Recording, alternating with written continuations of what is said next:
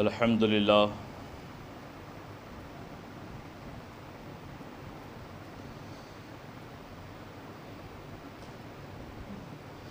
الحمد لله نحمده ونستعينه ونستغفره ونؤمن به ونتوكل عليه ونعوذ بالله من شرور أنفسنا ومن سيئات أعمالنا من يهده الله فلا مضل له ومن يضلله فلا هادي له ونشهد أن لا إله إلا الله وحده لا شريك له ولا نظير ونشهد أن سيدنا وسندنا وإمامنا ومولانا محمدا عبده ورسوله ونصدق أن سيدنا وسندنا وإمامنا ومولانا السيد محمدا المهدي الموعود خليفة الله الودود وصاحب المقام المحمود قد جاء ومضى أمر الله مراد الله صلوات الله عليه.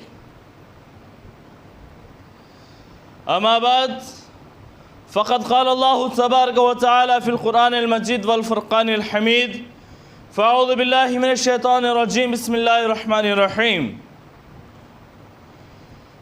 لئن شكرتم لأزيدنكم وإن كفرتم إن عذاب ربك لشديد. وقال رسول الله صلى الله تعالى عليه وسلم من كان في الدنيا أعمى وهو في الآخرة أيضا أعمى. صدق الله العظيم وصدق رسوله النبي الكريم ونحن على ذلك لمن الشاهدين والشاكرين والذاكرين المذنبين والحمد لله رب العالمين.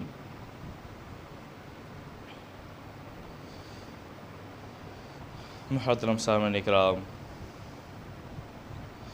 حاضرین مجلس، خلاق کائنات قرآن مجید میں ارشاد فرماتا ہے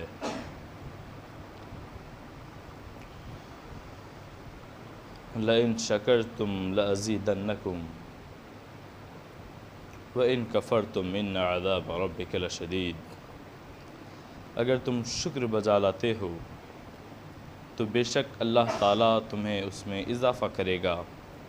وَإِن كَفَرْتُمْ إِنَّ عَذَابَ رَبِّكَ لَشَدِيدٌ.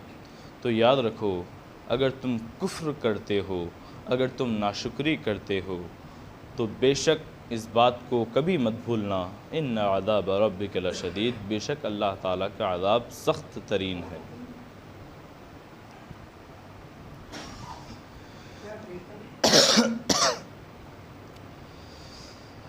محترم سامعین اکرام،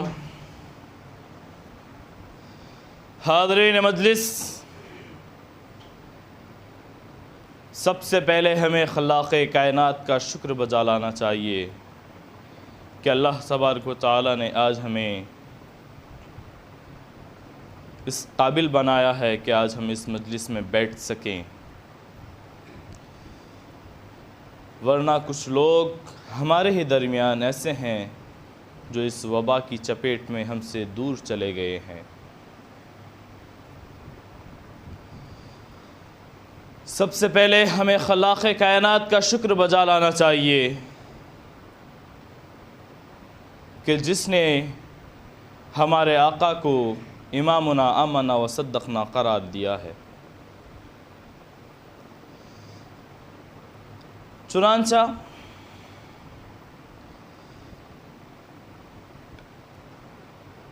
آج اس دور میں جو اس وبا نے فساد پھیلایا ہے، جو اس وبا نے نقصانات کیے ہیں، جو اس وبا نے جن تکالیف کا ہمیں سامنا کروایا ہے، چنانچہ اللہ تعالیٰ سے دعا کرتے ہیں کہ اللہ تعالیٰ تو ہمیں اس کا مقابلہ کرنے کی ہمیں طاقت عطا فرما. چونکہ ہم کون شخص ہیں؟ ہم حضور اکرم صلی اللہ تعالی علیہ وسلم کے امتی ہیں، حضور اکرم صلی اللہ تعالی علیہ وسلم کے ماننے والے ہیں. کون حضور اکرم؟ کون مولا علی جن سے ہم بے شک محبت کیا کرتے ہیں؟ ارے حضور وہ حضور ہے، حضرت علی وہ علی ہے جنہیں اس بات کا علم تھا کہ میرا نواسا فلاں جنگ میں جائے گا اور یزید کے ہاتھوں نعوذ باللہ شہید ہو جائے گا، لیکن اس کے باوجود اللہ کے محبوب نے، حضرت علی رضی اللہ تعالیٰ عنہ نے اور تمام صحابہ اکرام نے دعا کیا کرنی چاہیے تھی؟ دعا یہ کرنی چاہیے تھی کہ یزید فرا ہو جائے، یزید برباد ہو جائے، لیکن دعا کیا فرمائی؟ اے اللہ تو میرے حسین کو طاقت بخش، تو میرے حسین کو صبر کامل عطا فرما، تو میرے حسین کو اپنی راہ میں استقامت عطا فرما۔ چنانچہ ہمیں بھی اللہ تعالیٰ سے یہ دعا کرنی چاہیے کہ اس فساد کو، اس فتنے کو ہم سے دور نہ کرے، بلکہ ہمیں اس فتنے سے لڑنے کی طاقت عطا فرمائے۔ لیکن جب چونکہ ہر کوئی اسے فتنہ فتنہ کہہ رہا ہے، میں چونکہ الگ سوچ کا آدمی ہوں، میں اسے فتنہ نہیں کہتا بلکہ اسے باعث نعمت کہتا ہوں۔ یہ ہمارے لیے نعمت ہے۔ نعمت کیا ہے؟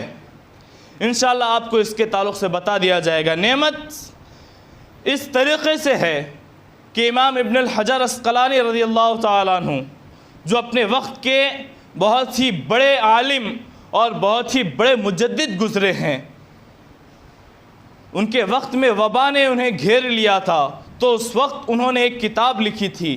اس کتاب میں انہوں نے 4 باتیں بہت ہی بہترین بتلائی ہیں، جس کی وجہ سے آپ کو اس بات کا علم ہو جائے گا کہ یہ وبا ہم پر عذاب نہیں ہے بلکہ یہ وبا ہم پر نعمت ہے۔ چنانچہ اس وبا کے نقصانات سے تو ہم واقف ہیں، ہمیں اس بات کا علم ہے کہ اس وبا کے کتنے نقصانات ہیں۔ آئے دن کئی انتقالات ہو رہے ہیں، کئی موتیں ہو رہی ہیں، کئی اموات ہو رہی ہیں۔ غالباً مجھے اس بات کا علم ہے، جب سے میں آیا ہوں، جب سے لے کر ابھی تک کم سے کم 20 انتقال ہو چکے ہیں، یا اس سے زائد بھی ہو سکتے ہیں۔ اس وبا کے تو بہت سارے نقصانات ہیں، لیکن آئیے ابن الحجر عسقلانی سے پوچھتے ہیں کہ اس وبا کے کیا فائدے ہیں، اس وبا کے کیا فوائد ہیں؟ تو امام ابن الحجر عسقلانی کہتے ہیں کہ اس کا پہلا فائدہ تقصیر العمل ہے۔ تقصیر العمل کسے کہتے ہیں؟ چنانچہ تقصیر العمل دنیا سے امید کو کھو بیٹھنا ہے۔ ہم اپنی زندگیوں میں مصروف تھے، ہم اپنی زندگانیوں میں مصروف تھے، ہم دنیا دنیا دنیا کہہ کر دنیا کے پیچھے مصروف تھے، ہم صرف دنیا کے پیچھے بھاگ رہے تھے اور دنیا ہمیں اپنے پیچھے دوڑائے جا رہی تھی۔ لیکن یہ وبا آئی اور یہ وبا آ کر ہمیں اس بات کا علم دیتی ہے کہ ہمیں دنیا سے نا امید ہو جانا چاہیے، دنیا سے کوئی امید ہمیں نہیں رکھنی چاہیے، بلکہ دنیا سے ہمارا دل اچاٹ ہو جانا چاہیے اور مقصد حقیقی طرف ہمیں گامزن ہونا چاہیے۔ ہمارا مقصد حقیقی کیا ہے؟ وَمَا خَلَقْتُ الْجِنَّ وَالْإِنسَ لِيَعْبُدُونَ، انسان اور جنات کو عبادت کے لیے پیدا کیا گیا ہے۔ ہم اللہ تعالیٰ کی عبادت سے منحرف ہو گئے تھے، ہم دنیا میں اتنے مقصود تھے، ہم دنیا میں اتنے مشغول تھے کہ ہم خلاق کائنات کو بھول چکے تھے، اللہ تعالیٰ کی راہ کو بھول چکے تھے، اور ہم یہ بہانہ تلاش کرتے تھے کہ ہمیں مصروفیات ہے۔ اللہ تعالیٰ نے ہمیں ایسا ہمارے گال پر ایسا زوردار تماچا رسید کیا، اور اللہ تعالیٰ کہتا ہے اے انسان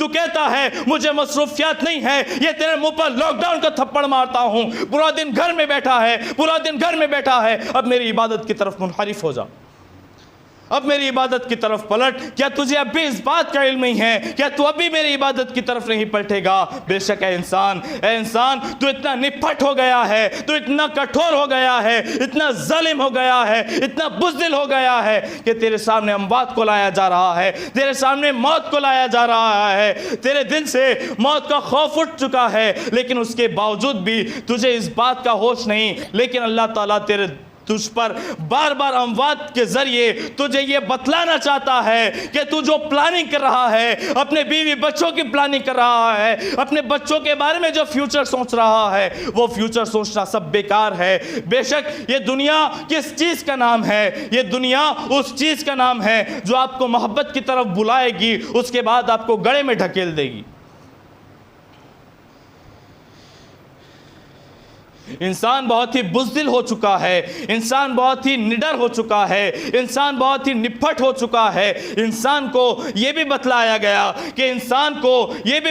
گیا کہ صدقات کے ذریعے اپنی جان کی حفاظت فرمائے، اپنے مال کی حفاظت فرمائے، اپنے مال میں اضافہ فرمائے، لیکن انسان کی نظروں میں مال چھوٹتا ہی نہیں، انسان کے ہاتھ سے مال چھوٹتا ہی نہیں، بلکہ بے شمار ایسے لوگ ہیں جنہوں نے اپنی کئی زیادہ فیملی پلاننگز کر چکی ہیں، لیکن ان کے تمام منصوبے بیکار ہو چکے ہیں۔ ویلفیئر کا سانحہ بھی ہمارے سامنے پیش آ گیا، لیکن اس کے باوجود بھی ہمارے ہاتھ سے مال نہیں چھوٹ رہا ہے۔ مال چھوڑ کر آپ کو اپنی جان کا صدقہ دینا ہے۔ ویلفیئر کے حالات کیا ہیں؟ کہا گیا ہے کہ 120 موتیں ہو چکی ہیں، اور کس طریقے کی موتیں ہو چکی ہیں؟ جس حالت میں تھے اسی حالت میں کوئلہ بن چکے ہیں۔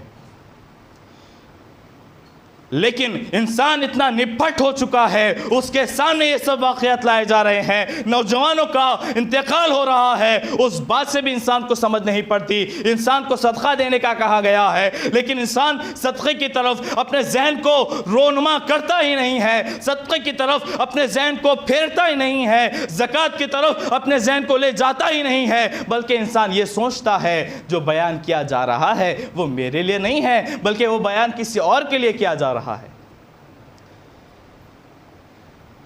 ہمیں کیا سوچنا چاہیے؟ ہمیں یہ سوچنا چاہیے جب ہم مشکلات میں گھرے ہوئے ہوں، جب ہم تکالیف میں گھرے ہوئے ہوں، تو ہمیں حضور نے یہ بتلایا ہے کہ مال دے کر ہمیں اپنی جان چھڑانی چاہیے، لیکن ہم انسان اتنے بدبخت ہیں کہ ہمارے سامنے قارون کے واقعات پیش کیے گئے، فرعون کی دولت کو ذکر کیا گیا اور بتلایا گیا ان کی دولت زمین میں ڈھیر ہو گئی، لیکن اس کے باوجود بھی ہمارے ہاتھ سے مال چھوٹتا نہیں ہے۔ حال کا ایک واقعہ ہے، ہمارے ایک دوست ہے جن کے والد بزرگوار کا انتقال ہو چکا تھا، حال ہی کے کہیں یہ ورڑیا وغیرہ کے کوئی گاؤں میں ان کے والد بزرگوار تھے، بہت ہی امیر شخصیت کے حامل تھے، بہت ہی امیر تھے، بہت ہی مال والے تھے۔ چنانچہ ان کے باپ کا انتقال ہو گیا۔ چنانچہ جب اس نے اپنے باپ کے انتقال کو دیکھا، چنانچہ وہ دواخانوں کی طرف در بدر بھٹک رہا تھا، بیڈ کے لیے تڑپ رہا تھا، وینٹیلیٹر کے لیے تڑپ رہا تھا، آکسیجن کے لیے تڑپ رہا تھا، لیکن اس کے باوجود اس کے باپ کو وہ نہ بچا سکا۔ تب اس کے ذہن میں خیال آیا، میری اتنی دولت کا کیا کام؟ میں اتنا امیر والا ہوں، میں اتنا پیسے والا ہوں، میں اتنا امیر ہوں، میری دولت کا کیا کام جب میں میرے باپ پر لگا نہ سکا؟ میرا باپ میری دولت یہیں پر چھوڑ کے چلا گیا، میں کیا کر سکتا ہوں؟ چنانچہ اس کے دل میں خیال آیا، اگر یہ زندہ ہوتا تو اس کے نام پر صدقہ دے کر اس کی جان کو واپس بلا سکتا تھا میں، لیکن میں نے یہ نہ کیا، بلکہ میں نے میرے باپ کو مرنے کے لیے چھوڑ دیا۔ لیکن ہمارے ضمیر پتھر ہو گئے ہیں، ہمارا دل پتھر ہو گیا ہے، ہمیں بار بار اموات دکھلائی جا رہی ہیں، دن میں 2 موتیں ہمیں دکھلائی جا رہی ہیں، لیکن اس کے باوجود بھی ہمارا دل نرم ہونے کا نام نہیں لے رہا ہے، بلکہ ہمارا دل نرم ہونے کا نام نہیں لے رہا ہے، بلکہ جب بھی ہوتا ہے وہ انسان ہمارے لیے نہیں بلکہ کسی اور کے لیے کہا گیا یہ سمجھ کر ٹال دیتا ہے۔ لیکن یہ لاک ڈاؤن آیا ہے، یہ کرونا وائرس آیا ہے، اس نے آ کر ہمیں اس بات کو بتلایا کہ اے انسان، تیری زندگی فانی ہے، تیری زندگی فنا ہونے والی ہے۔ بے شک اگر تجھے سوچنا چاہیے تو تجھے اللہ تعالیٰ کے بارے میں سوچنا چاہیے، تجھے اگر کسی بات کا سوچنا چاہیے۔ بے شک عبد القادر جیلانی کا قول پرسوں میرے بھائی نے بہت ہی بہترین طریقے سے مجھے بتلایا، ان کی بات میرے سینے پر لگی۔ ہمارے بھائی کہتے ہیں کہ عبد القادر جیلانی نے کیا فرمایا تھا؟ انہوں نے فرمایا تھا، اے نادان، اے نادان، کمائے گا تو، خرچ کرے گی تیری اولاد، اور حساب تجھے دینا پڑے گا۔ تو پھر کس کام کی یہ دولت؟ اگر ہم اس کام کو صدقہ کرتے ہیں تو یہ رمضان کا مہینہ ہے، رمضان کے مہینے میں صدقات کی فضیلت کو بتلایا گیا، لیکن اس کے باوجود انسان نپھٹ ہے، اس سے اپنے ہاتھ سے پیسے چھوٹتے ہی نہیں۔ صدقات کا بتلایا گیا، یہ بھی بتلایا گیا کہ ایک کے بدلے 70 نیکی آپ کے نام اعمال میں لکھ دی جائیں گی، لیکن اس کے باوجود بھی اس کے دل پر کوئی بات کا اثر نہیں ہوتا۔ صدقات دے کر ہمیں اپنی جان کو چھڑانا چاہیے۔ اگر تم دنیاوی معاملات میں اگر تم خرچ کرتے ہو تو اس کا تمہیں حساب دیا جائے گا، لیکن جو مال تم صدقہ کرتے ہو، جو مال تم زکوٰۃ ادا کرتے ہو، جو مال تم فطرے کے طور پر ادا کرتے ہو، اس کا آپ کے بارے میں سوال نہیں کیا جائے گا۔ لیکن ہم بیوقوف ہیں. ہمیں بیوقوف کہنا بہتر ہوگا. ہم اس تمام چیزوں کو اپنی نظروں میں نہیں لا رہے ہیں بلکہ ہم اپنی تیجوریاں بھرنے میں مشغول ہیں, اور بے شک ہماری تیجوریوں کو بھرا ہوا رکھ کر ہم مر جائیں گے. ہمیں سوچنا چاہیے. اس وبا نے ہمیں گھر پر بٹھا کر یہ سوچنے کا ہمیں توفیق بخشی ہے. ہمارے سامنے اللہ اموات کو دکھا رہا ہے. بے شک خدا نخواستہ ویلفیئر کے ثانیے میں ہمارے محلے میں سے کوئی آدمی نہیں تھا. اگر ہمارے محلے میں سے کوئی آدمی ہوتا تو سوچو کتنا ہی برا ہوتا. ان وباؤں میں ہمارے تمام لوگ جا رہے ہیں, لیکن پھر بھی ہمارا ذہن کس طرف ہے؟ ہمارا ذہن کرونا کی طرف ہے. ہم کیا سوچ رہے ہیں؟ ہم یہ سوچ رہے ہیں کہ کرونا کب جائے گا. ارے نادان, ارے بیوقوف, ارے گدھے, تیرے سامنے رمضان گزرا ہے, اس کی تجھے فکر نہیں. ہماری سوچ کو بدلنا ہوگا. رمضان تمہارے سامنے سے گزر گیا, لیکن ہم نے رمضان کی کوئی تیاری نہیں کی. ہماری سوچ کس طرف ہے؟ 4 تاریخ کو لاک ڈاؤن بدلنے والا ہے. ہماری سوچ کیا ہے؟ 5 تاریخ کو نئے احکام آئیں گے. ہماری سوچ کیا ہے؟ کچھ نہیں کاروبار کے لیے کھول دیا جائے گا. ہم کیا سوچ رہے ہیں؟ اے بیوقوف, تجھے کیا سوچنا چاہیے؟ تجھے یہ سوچنا چاہیے یہ مہینہ سال میں 1 مرتبہ آتا ہے اور میں اس سے فائدہ اٹھا نہ سکا. چنانچہ امام ابن الحجر اسقلانی اپنا دوسرا فریضہ بتلاتے ہیں, یعنی کہ وہ اپنی دوسری بات بتلاتے ہیں. ان رمضان کے اس لاک ڈاؤن کے فوائد کیا ہیں؟ یہ بیماری ہمیں کیا بتلاتی ہے؟ تو بیماری ہمیں بتلاتی ہے تحسین العمل بتلاتی ہے. یہ ان کا دوسرا پوائنٹ ہے. وہ کیا کہتے ہیں؟ تحسین العمل کسے کہتے ہیں؟ ہمیں اپنے عمل کو بہتر بنانے کی ضرورت ہے. اس وبا کے ذریعے جب ہم گھروں پر بیٹھے ہوئے ہیں, جب ہم قید خانوں میں ملوث ہیں, تو ہمیں کیا کرنا چاہیے؟ ہمیں اپنے عمل کو بہتر بنانے کی ضرورت ہے. ہمیں چاہیے کہ ہم اپنے وقت کو بہتر بنائیں, اپنے فارغ وقت کو بہتر بنائیں. چنانچہ حضور اکرم صلی اللہ تعالی علیہ وسلم حضور اکرم صلی اللہ تعالی علیہ وسلم سے پوچھا گیا تو حضور اکرم صلی اللہ تعالی علیہ وسلم فرماتے ہیں نعمتان کثیر من اللہ. نعمت اللہ تعالیٰ کی بارگاہ, اللہ تعالیٰ کی 2 نعمتیں ہیں جو ہمیں نقصان پہنچاتی ہیں. وہ 2 نعمتیں کیا ہیں؟ ایک نعمت صحت ہے اور ایک نعمت فارغ بیٹھنا ہے. اللہ تعالیٰ فرماتا ہے کہ یہ 2 نعمتیں ایسی ہیں جس سے انسان نقصان اٹھاتا ہے.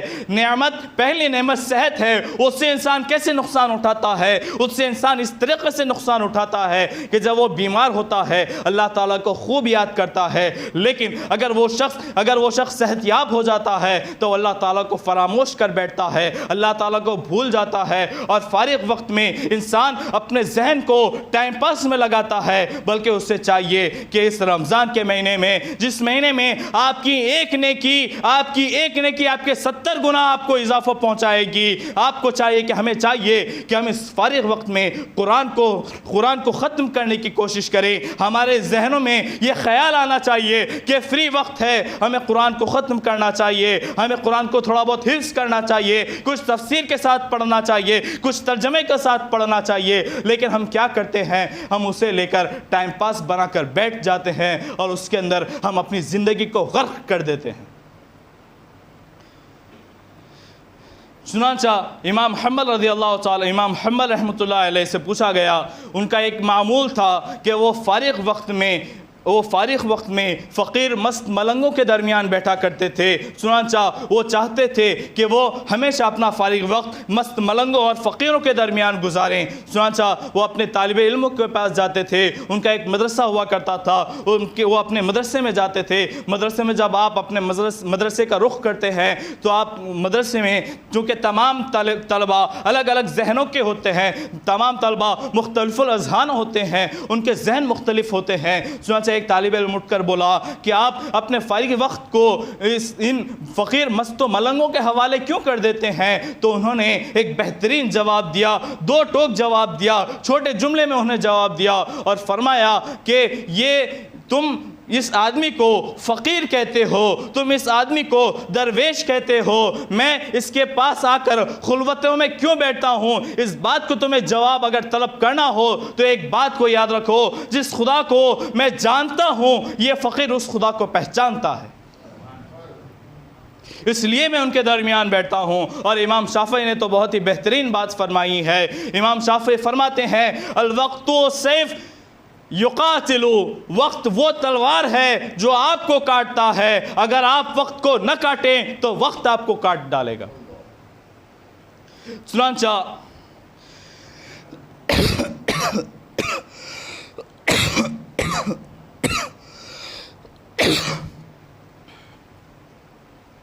امام حجر عسقلانی کا تیسرا نقطہ وہ بیان فرماتے ہیں الیقظ من الغفلہ، ہمیں غفلت سے بیدار ہونے کی ضرورت ہے، ہمیں غفلت سے بیدار ہونے کی ضرورت ہے۔ چنانچہ یہ وبا آنے سے پہلے ہم غفلت میں مبتلا تھے، ہم اللہ تعالیٰ کی عبادت سے منحرف ہو چکے تھے، ہم اپنی دنیا میں مشغول تھے، ہم اپنی عبادتوں میں مشغول نہیں تھے، ہم صرف دنیاوی کاروبار میں مشغول تھے، ہم دنیا کی آہ و بقا میں مشغول تھے۔ چنانچہ یہ وبا آ کر ہمیں اس بات کو بتلاتی ہے کہ ہمیں اپنی غفلتوں سے بیدار ہونا ہے۔ ہم جو دنیا میں تمام تر پروٹوکول بنا چکے ہیں، ہم دنیا میں اپنی تمام تر منصوبہ بندی کر چکے ہیں کہ میرا بیٹا جوان ہوگا تو اسے فلاں فلاں چیز دی جائے گی، فلاں چیز کے ساتھ اس کا سلوک کیا جائے گا، میں اپنے بیٹے کے لیے فلاں چیز کو چھوڑتا ہوں۔ ہم جو منصوبے بنا چکے ہیں ان منصوبوں سے ہمیں بیدار ہونے کی ضرورت ہے، اور ہمیں اپنے مقصد حقیقی کو پہچاننے کی ضرورت ہے۔ اور وہ مقصد حقیقی کیا ہے؟ مقصد حقیقی یہ ہے کنت کنزا مخفیا فاردت فخلقت الخلق۔ اللہ تعالیٰ فرماتا ہے کہ میں چھپا ہوا خزانہ تھا اور میں نے چاہا کہ میں پہچانا جاؤں تو میں نے اس مخلوق کو پیدا کیا۔ مطلب کیا ہے؟ بتلانے کا مقصد یہ ہے کہ ہمارا مقصد حقیقی کیا ہے؟ اللہ تعالیٰ کی ذات کو پہچاننا۔ اور اس وبا نے ہمیں آ کر یہ بات بتلائی کہ ہمیں ہمارے فارغ وقت میں ہمیں کیا کرنا چاہیے۔ ہمیں اپنے رب کو پہچاننے کی ضرورت ہے، جس نے تمہیں خلق کیا، جس نے تمہیں پیدا کیا، ہمیں چاہیے کہ ہم اس کو پہچانیں۔ چنانچہ امام حجر عسقلانی اپنا چوتھا نقطہ پیش کرتے ہیں التزود للرحل، ہمیں ہماری آخرت کی تیاری ہمیں کرنی چاہیے۔ یہ وبا آنے سے پہلے ہم تمام تر زندگی کی الفتوں میں مشغول تھے، ہم زندگی میں اس قدر مشغول تھے کہ ہمیں اپنے آس پاس کا خیال تک نہ رہتا تھا، ہم اپنے پڑوسیوں کے خیال سے بھی بیزار ہو چکے تھے، ہم کسی کا خیال نہ رکھتے تھے، ہمیں کسی چیز کی فکر نہیں تھی، بلکہ ہم زندگی کو اس طریقے سے جیے جا رہے تھے کہ یہ سوچ کر ہم جیے جا رہے تھے کہ ہمیں اس زندگی میں مرنا ہی نہیں ہے، ہمیں وفات پانی ہی نہیں ہے۔ چنانچہ اس کرونا نے، اس لاک ڈاؤن نے آ کر ہمیں اس بات کو بتلایا کہ ہمیں آخرت کی تیاری کرنی چاہیے۔ بے شک ہم دنیا میں بہت ہی تیاریاں کر چکے ہیں، ہم اس دنیا میں اپنے بہت سارے پلانز بنا چکے ہیں، ہم فلاں جگہ کو جانے کو بہت سارے پلانز بنا چکے ہیں، لیکن کیا ہم نے آخرت کی کچھ تیاریاں کی ہیں؟ کیا ہم نے اللہ تعالیٰ کو منہ دکھانے کے بارے میں کچھ تیاریاں کی ہیں؟ اس بارے میں ہمیں سوچنا چاہیے۔ بے شک ہمارا ذہن اس طرف ملوث ہو رہا ہے، ہمارا ذہن دنیا کی آلائشوں میں ملوث ہو رہا ہے، دنیا کی محبتوں میں ہمارا ذہن گھوم رہا ہے، لیکن ہم کیا کر رہے ہیں؟ ہم دین کو بھول رہے ہیں، ہم ہمارے مقصد حقیقی کو بھول چکے ہیں۔ ہمارا مقصد کیا ہے؟ ہمارا مقصد یہ ہے کہ ہمیں اللہ تعالیٰ کی عبادتیں کرنی چاہیے، اللہ تعالیٰ کی ذات کو پہچاننا چاہیے۔ اس مقصد حقیقی کو بھول چکے ہیں، اور ہمیں اللہ تعالیٰ کی عبادتیں کرنی چاہیے۔ کیوں اللہ تعالیٰ کی عبادتیں کرنی چاہیے؟ اللہ تعالیٰ کی عبادت اس لیے کرنی چاہیے تاکہ آپ کے وجود کو اس خلاق کائنات نے تخلیق بخشی ہے۔ آپ کی آنکھ کو بنانے والا وہ ہے، آپ کے کان کو بنانے والا وہ ہے، آپ کی ناک کو بنانے والا وہ ہے۔ جب تمام تر چیزیں اللہ تعالیٰ کی مرضی سے ہے تو پھر ہم کیوں اللہ تعالیٰ کی مرضی کے خلاف کام کریں؟ ہمیں چاہیے کہ ہم اللہ تعالیٰ کی مرضی کے ساتھ اپنی مرضی کو ملا لیں۔ ایک آخری میں ایک چھوٹا سا نقطہ آپ کے سامنے پیش کرتا چلوں، یہ کرونا کیا ہے، یہ وبا کیا ہے، آپ کو اس بارے میں کچھ بتلاتا چلوں۔ چنانچہ یہ بیماری ہے، کچھ لوگ کہتے ہیں کہ یہ بیماری ہے، کچھ لوگ کہتے ہیں یہ وائرس ہے، یہ ہے کیا چیز، اس کے بارے میں آپ کو بتلاتا چلوں۔ چنانچہ اگر ہم مان لیں کہ یہ بیماری ہے، تو ہمارا ماننا بالکل درست بھی ہو سکتا ہے اور شاید غلط بھی ہو سکتا ہے۔ حضور اکرم صلی اللہ تعالی وسلم نے فرمایا کہ کسی کی بیماری کسی اور کو نہیں لگتی، کسی کی بیماری کسی اور کو نہیں لگتی۔ جب حضور کا یہ قول ہماری نظروں کے سامنے آ گیا تو ہمیں اس کو بیماری تصور نہیں کرنا چاہیے، بلکہ ہمیں اسے وائرس اثر اندوز ہونا چاہیے، اور ہم یہ سوچنا چاہیے کہ یہ وائرس ہے، یہ دو الگ الگ چیزیں ہیں، ایک بیماری ہے اور ایک وائرس ہے، یہ دو الگ الگ چیزیں ہیں۔ حضور نے فرمایا کسی کی بیماری کسی کو نہیں لگتی۔ پھر حضور کیا فرماتے ہیں؟ بیمار اونٹ کو صحت مند اونٹوں کے ساتھ مت رکھو۔ اس بات سے ہمیں یہ بات سمجھ میں آتی ہے کہ یہ وائرس ہوتا ہے، وائرس ایک دوسرے کو اثر اندوز ہو سکتا ہے، ایک دوسرے کی صحت پر اثر اندوز ہو سکتا ہے، لیکن یہ بیماری ایک دوسرے کی بیماری کسی کو نہیں لگتی۔ اس کی مثال میں آپ کو یوں بتلاؤں، اگر کوئی شخص اس بیماری کا مرتکب ہے، کوئی اس بیماری میں جڑا ہوا ہے، اگر وہ کسی ایسے آدمی کے ساتھ ملتا ہے جس کا امیون سسٹم بہت ہی بہتر ہے، اس کا امیونٹی بوسٹر بہت ہی بہتر طریقے سے کام کر رہا ہے، وہ آدمی اس کے پاس ملاقات کرتا ہے، یہ متاثر انسان ایک بالکل کامل صحت والے آدمی کے ساتھ جب ملاقات کرتا ہے، اس کے ذرات اس کے گلے میں رہتے ہیں اور 3 دن کے بعد مر جاتے ہیں، 3 دن کے بعد مر کر واپس چلے جاتے ہیں۔ اس بات سے ہمیں کیا بات بتلائی جاتی ہے؟ اس بات سے ہمیں یہ بات سمجھائی جاتی ہے اگر بیماری ہوتی تو یہ آدمی بھی بیمار ہو جاتا، یہ آدمی بھی مر جاتا۔ بتلانے کا مقصد کیا ہے؟ یہ وائرس ہے، اس کا امیونٹی سسٹم کمزور ہے، اس لیے اس پر اثر اندوز ہو گیا، لیکن اس کا امیونٹی سسٹم، اس کا قوت مدافعت جسے کہتے ہیں، وہ مضبوط تھی، اس لیے اس نے اس کے ذرات کو اسی جگہ پر مار دیا۔ اس بات سے ہمیں یہ بات سمجھ میں آتی ہے کہ یہ کوئی بیماری نہیں ہے، یہ وائرس ہے، اور اس وائرس سے ہمیں بچنا ضروری ہے۔ اس سے جو ہم بیماری کہہ رہے ہیں یہ بیماری نہیں ہے، یہ بیماری اگر ہوتی تو ایک دوسرے کو لگ سکتی تھی، لیکن حضور نے کیا فرمایا؟ بیماری کسی کو نہیں لگتی۔ چنانچہ اللہ تعالیٰ کی بارگاہ میں دعا ہے کہ اللہ تعالیٰ ہمیں صدقہ و خیرات کرنے کی توفیق عطا فرمائے۔ اللہ تعالیٰ نے ہمیں بہت ساری مشکلات سے آزمایا ہے، لیکن اس کے باوجود بھی ہمارا ذہن صدقہ وغیرہ کی طرف نہیں جاتا، ہمارا ذہن زکوٰۃ کی طرف مائل نہیں ہوتا۔ زکوٰۃ سے ہمیں یہ کیا کہا گیا ہے؟ زکوٰۃ آپ کے میل کا مال ہے، آپ کے میل کا مال ہے۔ ہم زکوٰۃ کو ادا نہیں کر رہے ہیں تو آپ کا پورا مال میل والا بن جاتا ہے، جس کی وجہ سے آج یہ خرابیاں پیدا ہوتی ہیں۔ کہا جاتا ہے اگر کوئی شخص سالوں سال امیر رہنا چاہتا ہے تو اسے چاہیے کہ وہ صدقہ خیرات کرتا رہے۔ کیوں؟ اگر وہ صدقہ خیرات کرتا رہے گا تو اس کے مال کا میل نکلتا رہے گا اور اس کا مال اسے ہمیشہ دوامی طور پر رہے گا۔ چونکہ اس بات سے ہمیں یہ بات بتلائی جاتی ہے، ہمیں یہ سمجھنا چاہیے کہ اللہ تعالیٰ کا اور شکر بجا لانا چاہیے کہ اللہ تعالیٰ نے ہمیں آج صحت مندی عطا فرمائی ہے۔ ہمیں اس وبا میں اللہ تعالیٰ نے ہمیں اکھاڑ نہیں لیا، بلکہ آج ہم صحت مند ہیں۔ اس بات کا ہمیں شکر بجا لانا چاہیے، اور شکر کس طریقے سے بجا لانا چاہیے؟ اس کی شان کے مطابق ہمیں شکر بجا لانا چاہیے۔ ہمیں اللہ تعالیٰ کی بارگاہ میں کثرت سے صدقہ کرنا چاہیے، کثرت سے صدقات وغیرہ دینے چاہیے، اور ہمیں اپنی جان کو بچانا چاہیے۔ سکندر اعظم سے پوچھا گیا کہ تم اگر اپنی جان کو بچانا چاہتے ہو تو تم کیا کرو گے؟ تو سکندر اعظم کہتا ہے کہ میں میری آدھی سلطنت دے کر اپنی جان کو بچاؤں گا۔